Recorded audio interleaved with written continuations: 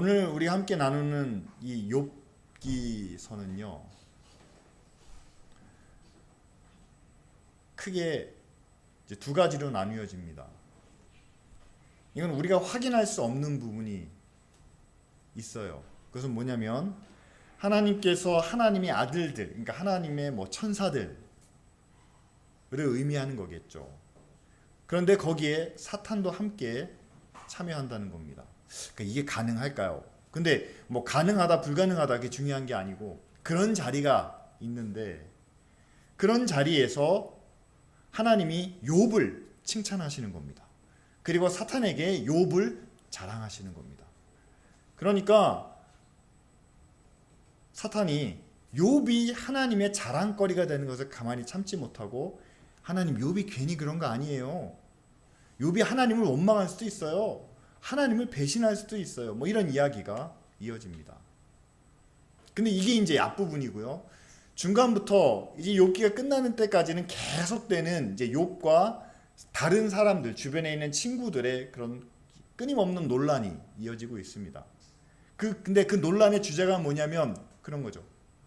고난은 과연 어디서 오는가? 왜 죄인이 고난을 당하는 것은 그렇죠. 죄를 지었으니까 거기에 대한 벌을 받아야 된다. 그래서 죄인이 고난을 당하는 것은 이유가 있지만 그러나 어떻게 의로운 사람이 어떻게 선을 행하고도 고난을 당할 수가 있느냐? 이런 것에 대한 고난의 문제에 대해서 그들이 열심히 토론하는 장면이 욥기 대부분의 내용을 차지하고 있습니다. 그래서 욥기는 우리가 고난의 책이다라고 이렇게 소개를 해요. 왜 의인은 고난을 받아야 되는지, 좀 더 구체적으로 하나님께서 왜 욥에게, 그러니까 욥은 의로운 사람이다, 하나님을 경외하는 사람이다 이렇게 자랑하셨잖아요. 그런데 왜 그런 의인 욥에게 하나님은 고난을 주셨는지, 성경의 모든 내용을 보면은요, 고난에는 반드시 의미가 있습니다. 또한 고난에는 하나님의 목적이 있습니다. 우리가 잘 아는 것처럼 예수님의 십자가는요, 우리를 구원하시기 위한 예수님의 고난이었습니다. 그리고 그 고난을 통해서 하나님이 얼마나 세상을 사랑하시는지, 그러니까 요한복음 3장 16절 말씀이 그거잖아요. 하나님이 세상을 이처럼 사랑하사. 근데 그 이처럼이란 표현을 아주 잘 보여주고 있는 게 하나님이 자기 아들을 인간의 몸으로 보내시고 십자가에서 죽게 하시는 그만큼 사랑하신다. 그러니까 그 고난이 하나님의 크고 넓은 사랑을 표현해 주는 거죠. 또 한 사람, 구약의 가장 위대한 선지자 중에 하나였던 모세의 고난이 있습니다.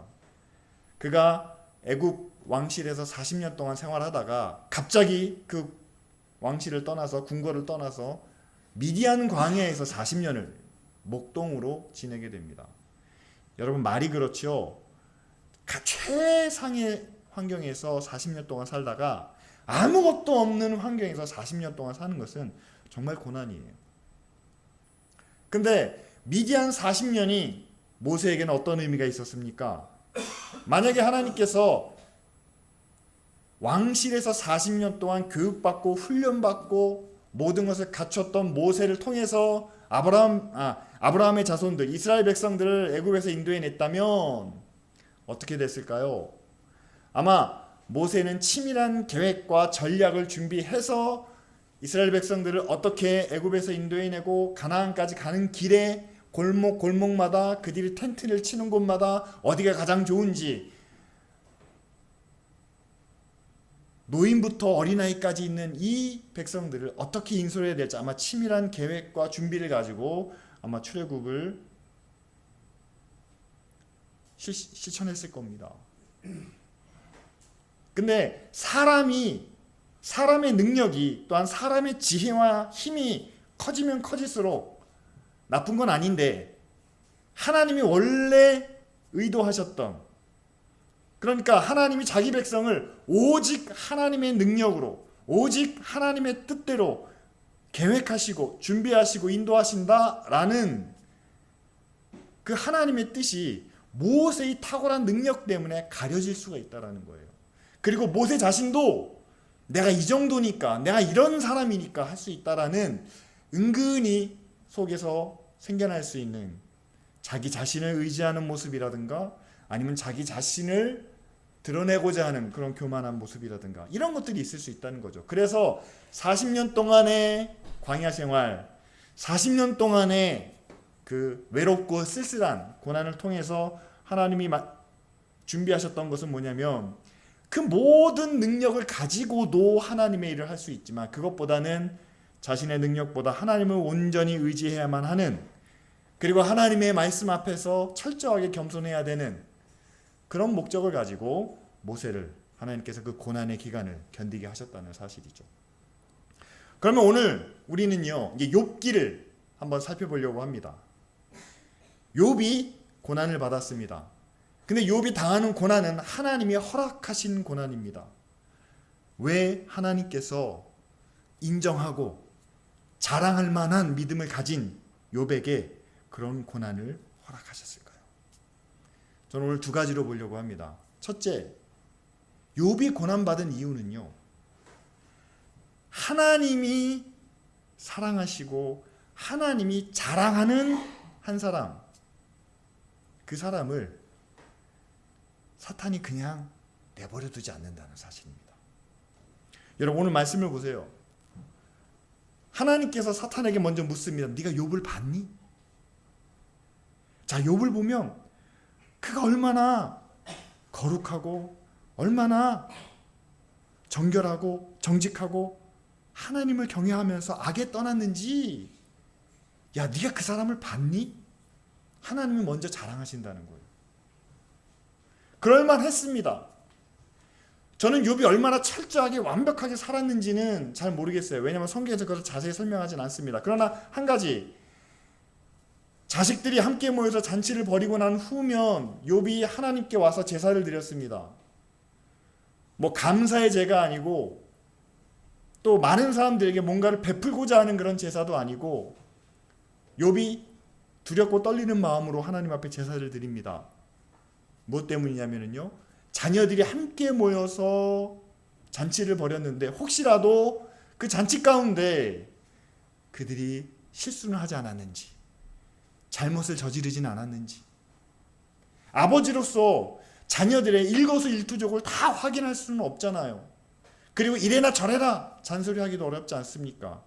그러니까 그 자녀들을 위해서 대신 하나님 앞에 아버지로서 그 자녀들의 죄를 회개하며 그들이 뉘우치고 혹시라도 그들이 저질렀을, 잘못 범했을 그런 죄에 대하여 속죄하는 그런 제사를 하나님 앞에 드렸다는 거죠. 이 한 가지가 성경에 기록되어 있는 내용입니다. 이걸 보면은요, 욥이 아주 철저한 사람이다, 아주 완벽한 사람이다 라는 것보다는 저는 욥이 얼마나 겸손한 사람인지를 보게 됩니다. 그렇잖아요. 작은 죄라도 하나님 앞에 드러나면 그것이 얼마나 부끄러운지 그것까지도 하나님 앞에 고백할 수 있는, 뉘우치며 회개할 수 있는 그런 겸손한 욥의 모습이죠. 자, 그런데 바로 이런 욥을 사탄이 가만히 두지 않았다는 사실입니다. 그러면서 하나님을 향한 욥의 마음을 사탄이 이렇게 말하는 거예요. 욥은 하나님 앞에서 정결한 자로, 하나님 앞에서 합당한 자로 살기 위해서 그렇게 했는데 사탄이 얘기하는 거죠. 하나님, 욥이 괜히 그렇게 하나님을 섬기겠습니까? 아니에요. 하나님께 받은 게 있으니까 섬기는 겁니다. 하나님이 그렇게 다독다독 해주시니까 욥이 그러는 겁니다. 만일요, 하나님께서 욥에게 주신 것들을 다 걷어가신다면, 보호해주지도 않고 지켜주지도 않는다면, 보십시오. 11절에 뭐라고 말합니까? 틀림없이 하나님을 향하여 욕을 할 겁니다 라고 이렇게 욥의 신앙을 하나님이 주셨으니까 그렇게 한다라는 그런, 그러니까 하나님께 받은 게 있으니까 한다는 그런 세속적인 마음으로 이렇게 몰아가고 있다는 사실이죠. 여러분, 왜 사탄이 이런 말을 했는지 우리가 곰곰이 생각해 보면 충분히 이해할 수가 있습니다. 왜냐면은요, 지금도 아마 사탄은 하나님을 향하여 순수한 믿음을, 그리고 우리를 만드신 하나님 앞에 우리가 하나님을 섬기고 하나님을 사랑하고 또 하나님 말씀에 순종하는 것이 옳다라고 믿는 우리의 믿음을 아주 오늘 말씀처럼 교묘하게 왜곡시키고 또 우리를 다른 편으로 몰고 가고 있다는 사실이에요. 왜냐하면 여러분, 사탄이 주장하는 것은 이겁니다. 하나님이 계시지만 사람들에게는 그 하나님을 감추고 싶은 거예요. 왜? 하나님이 세상에 계시지 않는다고 사람들이 생각을 해야 사람들은 자기 자신을 최고로 여깁니다. 내가 최고가 되기 위해서는 내가 더 힘을 키워야 되고, 내가 더 많은 것을 가져야 되고, 그리고 내가 남들보다 더 뛰어나야 된다 라고 사람들을 믿게 하고 싶은 거예요. 왜 그렇습니까? 내가 힘을 키우고 내가 더 성공하고 내가 더 높이 올라가려면은요, 사탄이 원하는 것들을, 그런 방법들을 사용할 수밖에 없어요. 더 많이 가진 사람보다 앞서기 위해서 때로는 그들의 것을 빼앗기도 합니다. 내가 남들보다 더 나아지기 위해서 속여야 될 때도 있고요, 배신해야 될 때도 있고요, 거짓을 말해야 될 때 있고요. 그러니까 내가 남들보다 더 나아지기 위해서는요, 세상에서 사용하는 방법들은 하나님의 방법보다는 사탄의 방법이 훨씬 많습니다. 그러니까 사람들에게 얘기하는 거예요. 너희들은 최고가 되라. 근데 내가 최고가 되려면 내 위에 있는 하나님은 대충 가려야 되는 겁니다.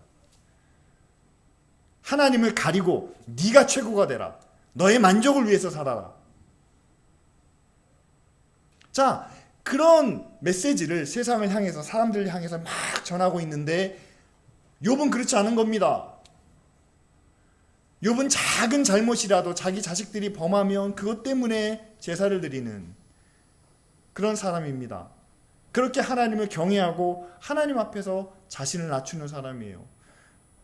그러니까 사탄이 볼 때는 얘는 참 눈에 가시 같은 그런 사람이죠. 아무리 옆에서 유혹을 해도 시험을 해도 넘어가지 않을 것 같으니까 사탄이 그런 거죠. 하나님, 욥이 괜히 그러는 거 아니잖아요. 여러분, 사탄의 이런 전략이 욥기가 기록됐던 그때만 그런 전략을, 그런 방법을 사용하고 있을까요? 아니요. 지금도 여전히 사탄은 세상 속에서 똑같은 전략을 우리에게 사용하고 있다는 사실이죠. 예, 그렇습니다. 사탄이 말하는 것은 지금이나 그때나 똑같습니다.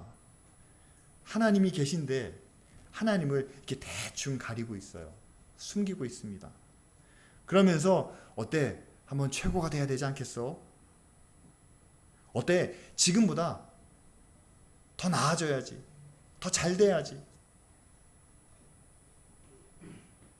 그러기 위해서 사용할 수 있는 모든 방법과 수단과 그런 모든 일들을 다 동원하면서 뒤에서 부추기고 있다는 거죠. 그런데 그런 세상에 교회가 있습니다. 또한 그 교회 안에 믿는 사람들이 있습니다. 그런데 그 교회가 사탄의 계획과 전략과는 상관없이 우리는 하나님이 만드시고 우리는 하나님이 택하여 부르셨기 때문에 우리는 항상 우리 위에, 나 자신 위에 하나님을 모시며 살아갑니다. 하나님이 내 위에 계시기 때문에 내가 성공하는 것, 내가 지금보다 나아지는 것, 내가 남보다 더 잘 사는 것도 중요하지만, 그러나 그것보다 하나님 앞에 내가 의롭고 하나님 앞에 내가 올바른 것이 더 중요합니다. 그래서 세상에서 사용하는 많은 방법과 수단과 도구들 가운데 내가 선택해야 되는 것은 바로 하나님의 거룩하신 뜻과 하나님의 의로우심 안에서 내가 선택하기 때문에 사탄이 제안하는 그런 방법들은 사용하지 않습니다. 여러분, 과연 사탄이 이런 교회를 가만히 두겠습니까? 아니요, 가만히 두지 않겠죠.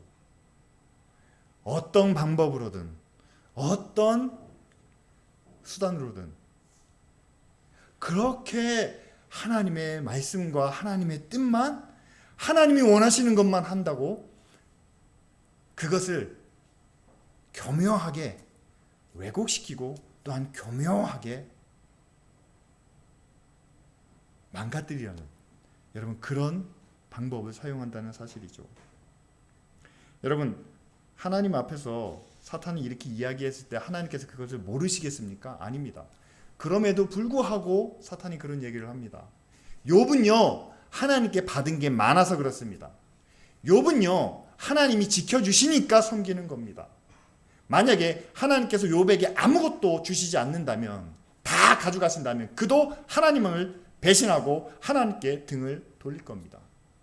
그러니까 받는 게 있으니까 욥이 하나님 앞에 나오는 거지, 받는 게 없으면 나오지 않을 거라는 말이죠.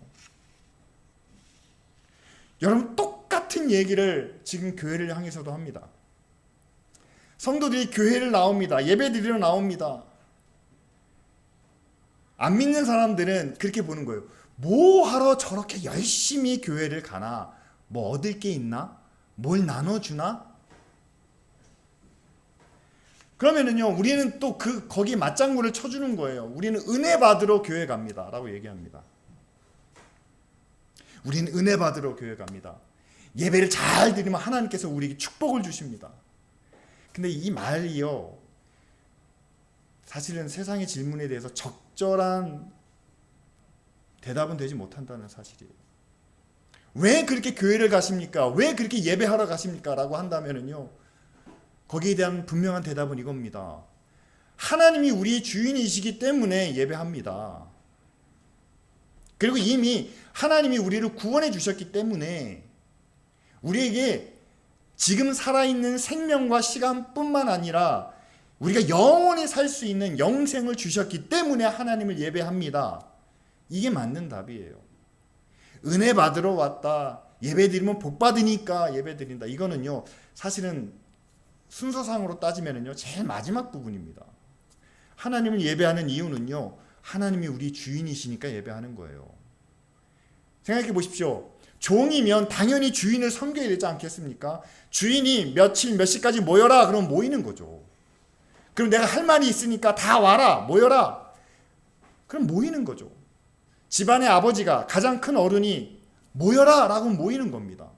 주일은요, 우리의 주인 되신 하나님이 야 좀 모여라 라고 해서 우리가 함께 모이는 거고요. 또한 그분이 우리에게 가장 큰 은혜를, 우리의 시간과 우리의 생명과 또한 영원한 천국의 약속까지 주셨기 때문에 우리가 이 시간이 기쁘고 평안하고 또 이 가운데서 우리가 만족을 누리는 거지, 이렇게 예배하면 한 주간 동안의 삶이 평안할 거다라는 것 때문에 여러분 우리가 기뻐하는 것은 아니라는 겁니다. 그런데 세상 사람들이 그렇게 본다는 거예요. 교회도 저렇게 모여서 예배하면 하나님이 은혜도 주신대, 하나님이 축복도 주신대, 하나님이 잘되게 해주신대, 그러니까 저 사람들은 그걸 보고 가는 거야. 그런데 이거는요, 여러분, 사람들이 절에 가는 이유와 똑같습니다. 사람들이 점집에 가는 이유와 똑같습니다. 화를 피하고 싶어서 가는 거예요. 불행을 피하고 싶어서 갑니다. 뭔가 잘되기 위해서 갑니다. 뭔가 나아지기 위해서 절에도 가고 점집에도 갑니다. 그러면서 세상 사람들이 보는 거예요. 사람들이 교회 가는 이유나 절이나 점집에 가는 이유나 똑같구나 라고 이야기합니다. 여러분, 정말 우리가 절에 가는 사람들과 점집에 가는 사람들과 이 자리에 나와서 하나님을 예배하는 것이 똑같습니까? 이게 사탄이 우리를 교묘하게 속이고 우리를 왜곡하고 있다는 사실이죠. 우리의 믿음은 하나님을 향한 믿음이고 우리의 예배는 하나님께 드리는 겁니다. 그런데 만일 오늘 사탄이 이야기하는 것처럼 하나님께서 우리에게 주신 것을 다 가져가 버리시면 우리도 더 이상 예배할 이유가 없고 우리도 더 이상 기뻐할 이유가 없고 우리도 더 이상 하나님을 찬양할 이유가 없다. 하나님과 함께한 삶을, 그런 영적인 제사를 드릴 이유가 없다. 여러분 그렇게 떠나시겠습니까? 아니죠. 왜 그렇습니까? 여러분 우리는 우리의 주인 되신 하나님을, 그리고 이미 우리에게 많은 은혜와 사랑과 필요한 것을 채워주신 그 하나님을 믿고 그 하나님을 예배하고 있기 때문에, 만약 예를 들어서 정말 하나님께서 기쁜 우리 교회에 주신 모든 것을 다 가져가 버리신다면, 지금 여러분들이 편안하게 의자에 앉아서 예배를 드리지만 이렇게 시원하게 냉방도 되고요, 조명도 좋고요, 이렇게 정말 따뜻한 분위기에서 하나님을 예배하지만, 만약에 지금 우리가 이 자리에서 누리고 있는 모든 것을 다 가져가시고 저희가 교회 이전을 준비하고 있는데요, 만약에 새롭게 옮긴 곳이 허름한 창고 같다면, 천장에서 물이 떨어지고요, 주차할 곳이 없어가지고 차를 대시고 난 다음에 한 10분은 걸어오셔야 된다면, 바닥에도 물이 고여가지고 여러분들의 신과 여러분들의 옷이 더럽혀질 수 있다면, 우리가 그런 환경을 원하지는 않습니다. 그러나 우리는 그런 상황이 있더라도 하나님을 향한 우리의 마음과 하나님을 믿고 신뢰하는 우리의 믿음은 흔들리지 말아야 된다는 거죠. 저는 그렇다고 믿습니다. 저와 여러분들의 믿음은 우리의 주인이시고 또 우리의 모든 것의 근원이 되시는 하나님을 향한 믿음이라고 저는 믿습니다. 그런데 세상 사람들은 그렇지 않다라고 말한다는 거예요. 뭔가 얻으려고 모이는 거고요, 교회가 무슨 일을 하면은요, 뭔가 나중에 받으려고 하는 거고요, 교회가 섬기고 나누고 이웃을 향해서 축복을 하면은요, 저 안에는 뭔가 더러운 꿍꿍이가 있을 거야. 더럽다는 표현을 하지 않지만 저 안에는 뭔가 또 다른 꿍꿍이가 있을 거야. 여러분, 저희가 지난 12년 동안 들었던 이야기가 바로 그런 이야기입니다. 저희는요, 처음에도 말씀드렸지만 하나님께 받은 은혜로 우리가 하나님을 사랑하는 것처럼 이웃을 사랑하는 말씀을 가지고 저희는 정말 이웃들에게 좋은 친구가 되기 위해서, 또한 그들과 좋은 관계를 맺기 위해서 떡을 나누기도 하고 케이크를 돌리기도 하고 또 어르신들 반찬도 나눠드리고 3층에서는요 문화센터도 해보고 공부방도 해보고 사실 다양한 시도를 했습니다. 그렇게 하면서 물론 좋은 이웃들도 만났습니다. 좋은 관계도 맺었습니다. 그런데 그것보다는요, 더 많은 사람들에게 무슨 이야기를 들었냐면 교회가 부담스럽다라는 이야기를 들었습니다.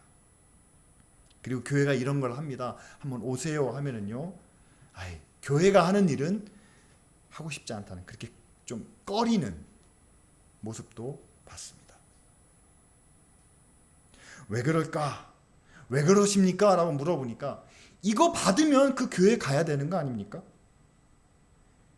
교회로 나오라고 할 거잖아요. 또 여기에 참여하면 전도할 거잖아요.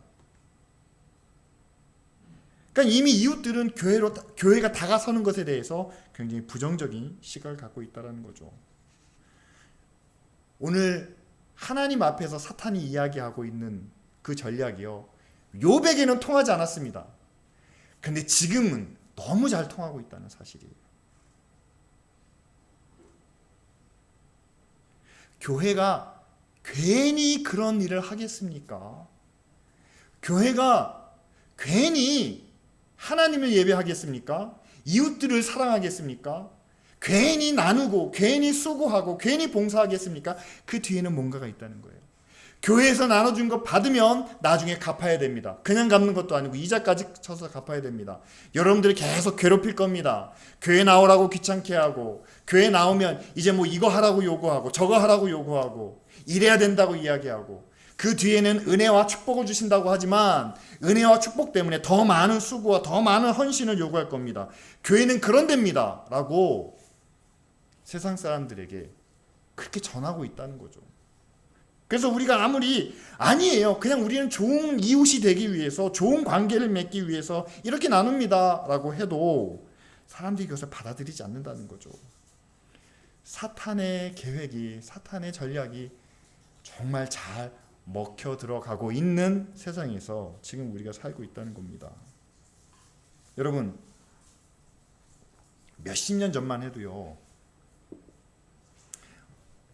마을에 가면은 교회가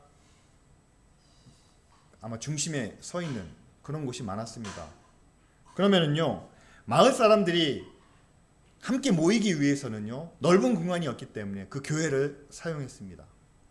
물론 그 교회 목사님은요, 흔쾌히 교회 문을 열고 함께 와서 회의를 하든지 어떤 행사를 하도록, 그렇게 사용하도록 그렇게 허락을 했죠. 뿐만 아니라 그 교회 장로님이나 그 교회 목사님은요, 안 믿는 사람들에게도 이런 이야기를 들었습니다. 그래도 예수 믿는 사람들이니까 거짓말은 안 하지.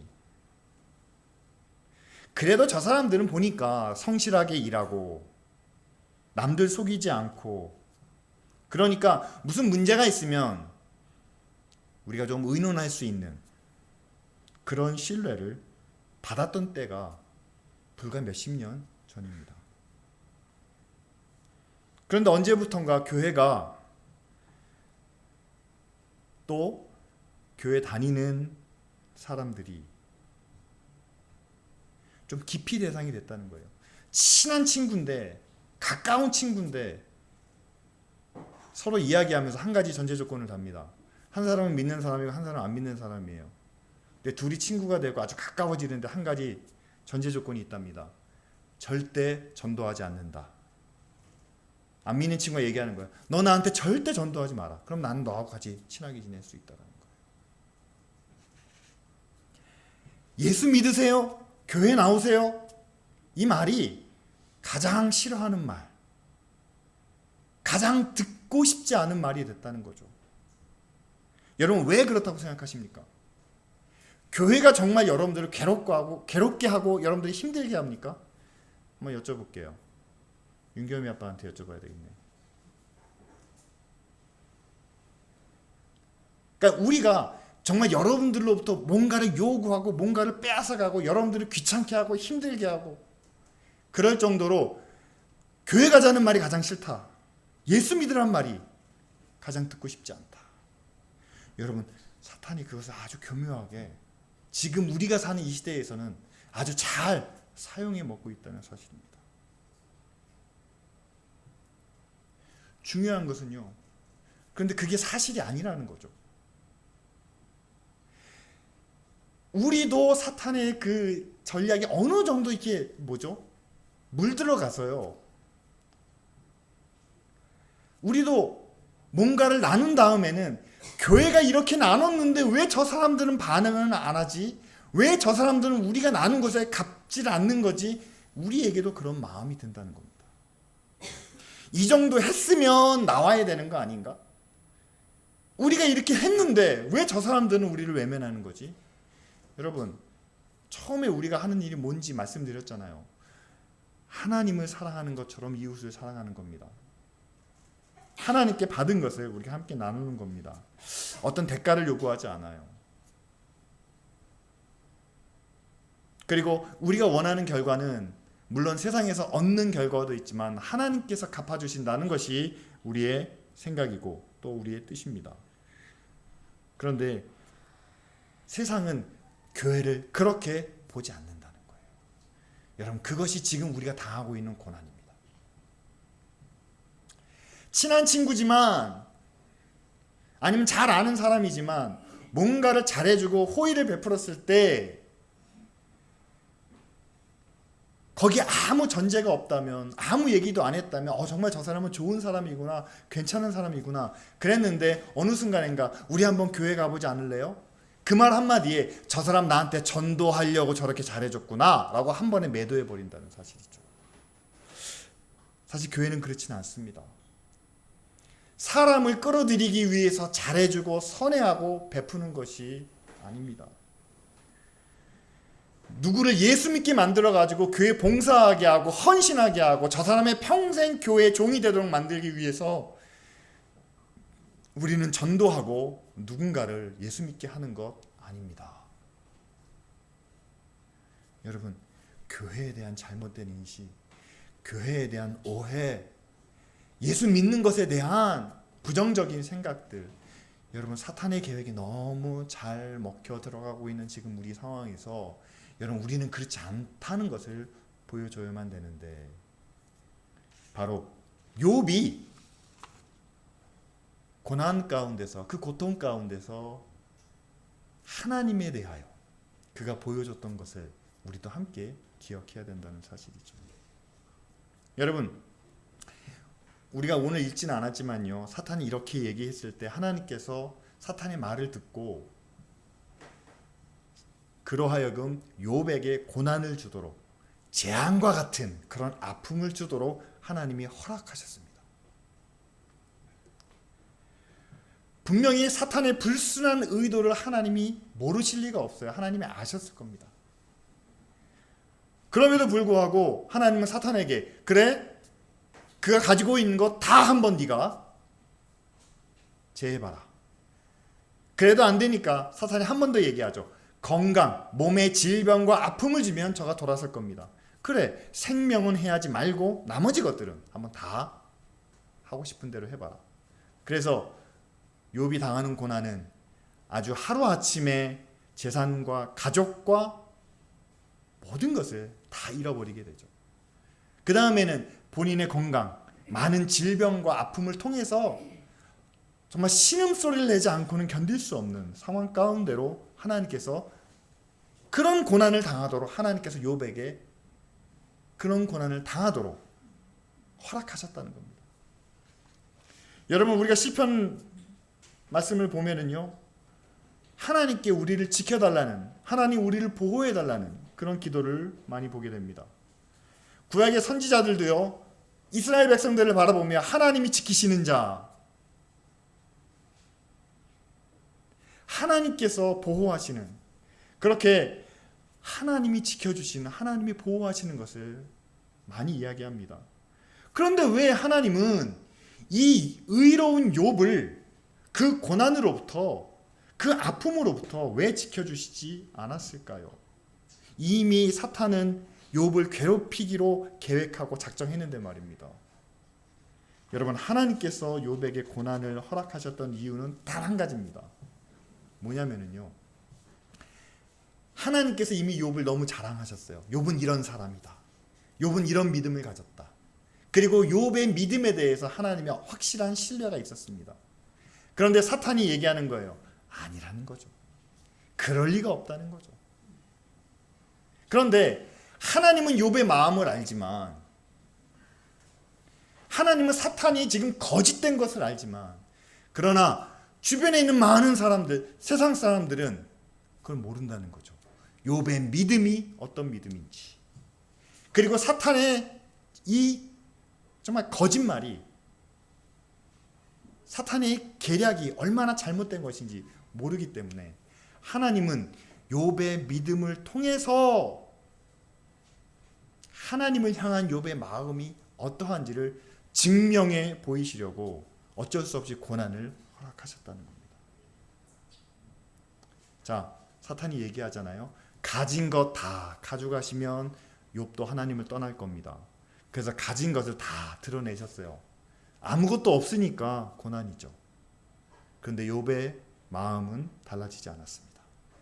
그래도 그 몸이 건강하니까 하나님 앞에 저러는 겁니다. 건강까지도 하나님께서 제하셨어요. 고통을 겪습니다. 아픔을 당해야만 합니다. 그래도 욥의 믿음은 달라지지 않았다는 거죠. 여러분, 교회를 향한 오해와 교회를 향한 잘못된 믿음, 세상이 교회를 바라볼 때 아유 교회도 세상과 똑같아, 다 사람끼리 주고받는 거야, 저 사람들도 뭔가를 얻기 위해서 저렇게 하는 거야 라는 그런 생각들이 잘못됐다는 것을, 옳지 않다는 것을 하나님께서 증명해 보이시기 위해서 과연 어떤 방법을 사용하실까요? 저는 분명히 하나님이 고난을 통해서 교회의 참 모습을 드러내실 거라고 저는 믿습니다. 세상이 교회를 바라볼 때 저 사람들도 다 똑같아, 다 이기적이고 자기 잘 먹고 살려고 하는 거고, 여러분 교회가 나눠주는 곳이고 교회가 베푸는 곳이 되어야 되는데 오히려 주변의 땅과 건물들을 사들이면서 자신들만의 성을 쌓아가고 있는 모습을 보면서요, 야유 오히려 세상보다 못한 교회를 이야기를 합니다. 여러분 그런 뉴스가 들려오고 있는 세상 속에서 어떻게 하나님의 교회는 세상과 다르다는 것을 증명해 보이실 수 있겠습니까? 바로 고난을 통해서죠. 고난을 통해서 신음하고 괴로워하고 아파하면서 그냥 비참하게 살아가는 그런 교회가 아니라 고난 가운데서도 변하지 않는 그런 교회겠죠. 교회의 원래 목적이 뭡니까? 교회의 본질이 어디에 있습니까?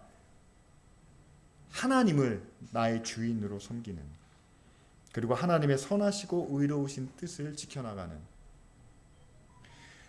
이 교회가 얼마나 많은 것을 갖고 있는지, 얼마나 높은 자리에 있는지, 얼마나 많은 것을 누리고 있는지, 사실은 모든 상황에 맞게 우리는 우리의 주인 되신 하나님을 섬기면 됩니다. 하나님의 의로우심과 하나님의 뜻을 나타내면 됩니다. 근데 세상 사람들의 눈은 그렇지 않아요. 우리가 지금 섬기고 있는 것, 우리가 하고 있는 것, 우리가 가진 것이 많기 때문에 한다고 생각합니다. 그럴 때는 하나님께서 어떻게 보여주실까요? 우리에게 있는 것을 하나님께서 다 가져가신 후에도, 정말 우리에게 남은 것이 아무것도 없는 상황 속에서도 우리가 하나님을 우리의 주인으로 섬기고 그나마 남아있는 것 가지고 함께 나누고 함께 섬기는 일을 감당하게 하신다면, 여러분 그때야 우리가 분명히 증명해 보일 수 있지 않겠습니까? 기쁜 우리 교회는 하나님을 주인으로 섬기며 그리고 하나님의 뜻 그리고 하나님의 의로우심을 가장 중요한 가치로 여기고 있는 그런 교회라고 우리가 말할 수 있겠죠. 오늘 말씀 가운데 나타난 욥의 이야기는요, 사실은 우리가 그렇게 원하지 않는 그런 메시지입니다. 왜냐하면 아무도 고난을 바라진 않기 때문이죠. 하나님도 아십니다. 우리가, 자녀된 우리가 고난에 기뻐할 수 있는 사람은 없다는 걸, 고난에도 하나님을 찬양할 수 있는 사람은 그렇게 많지 않다는 걸 하나님도 아십니다. 그런데 하나님은 분명히 밝히고 싶어 하신다는 거예요. 사탄 앞에 욥을 자랑하고 칭찬했던 것처럼 정말 하나님의 자녀가, 정말 하나님의 교회가 이 땅에 있다면 하나님은 봐라, 이 교회가 나를 섬기고 나를 주인으로 모시고 나의 뜻과 나의 의를 얼마나 성실하게 잘 감당하고 있는지 하나님은 아마 자랑하고 싶으실 겁니다. 그런데 하나님이 우리를 자랑하시면 여러분 세상에 가만히 두지 않는다는 거죠. 여러분 어떠시겠습니까? 하나님의 자랑거리가 되는 게, 그것 때문에 내가 고난을 당하는 게, 여러분 그걸 원치 않으십니까? 그냥 내가 하나님 앞에는 조용히 그냥 저 순서에 보면 가장 중간에 보일락 말락 하면서, 그러나 세상의 고난은 다 피해갈 수 있는, 여러분 그런 자리를 원하십니까? 그런데 우리가 아무리 숨고 피하고 싶어도요, 정말 우리가 하나님의 교회인 것을, 그리고 우리가 하나님의 자녀인 것을 하나님은 증명해 보이셔야 되는데, 여러분 우리가 하나님 앞에 우리 자신을 증명해 보일 때에도 고난이 필요하다는 사실입니다. 특별히 여러분 세상에서는요, 우리의 믿음을, 우리가 하나님을 온전히 따르고 신뢰하는 그 믿음을 아무도 인정해 주지 않는다는 거예요. 우리가 아무리 믿음으로 이렇게 살았습니다 해도요, 에이 아니야. 무슨 세상에 믿음으로 어떻게 그렇게 돼. 그냥 운이 좋아서 그런 거지. 잘 돼서 그런 거지. 교회가 라면을 나눠드리잖아요. 정말 우리가 어떤 상황에서 이것을 나눠드리는지 그분들은 잘 이해 못하십니다. 교회가 작아도 돈이 많은 줄 알아요. 그런데 여러분, 정말 우리에게 고난이 오고 정말 우리가 아무것도 없는, 정말 가장 낮고 약하고 부족한 가운데 있었을 때에도 변함없이 하나님을 섬기는, 변함없이 하나님의 뜻을 이루는, 그것이 바로 우리에게 증거가 된다는 사실이죠. 여러분, 교회에 대한 오해와 편견들, 또 교회에 대한 잘못된 생각과 인식들을 여러분 우리가 조금씩 바꿔 나가야 합니다.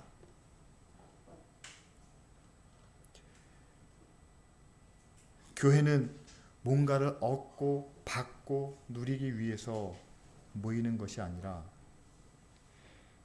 우리는 하나님을 모시고 살면서 하나님을 인정하고 하나님을 섬기기 위해서 우리는 교회를 이룹니다. 그리고 그 하나님이 말씀하신 것을 우리가 지켜야 하기 때문에, 또 그 말씀대로 순종해야 되기 때문에 교회 사역을 통해서, 우리의 삶을 통해서 하나님의 의와 선하신 것들을 이루어 가고 있는 거죠. 그런데 세상이 그것을 인정해 주지 않습니다. 세상이 그것을 받아들이지 않습니다. 그로 인해서 우리에게 오는 고난은 여러분 예수님께서 말씀하신 것처럼 온전히 기쁘게 여겨야 되겠죠.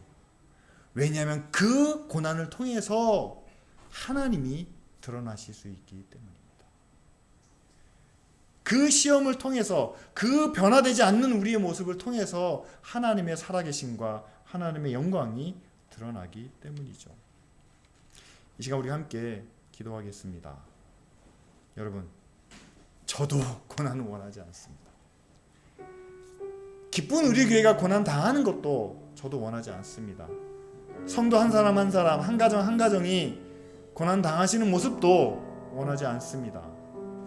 그런데 여러분, 하나님이 기뻐하시는 자들을 세상이 가만히 두지 않는다는 것 여러분 기억하시기 바랍니다.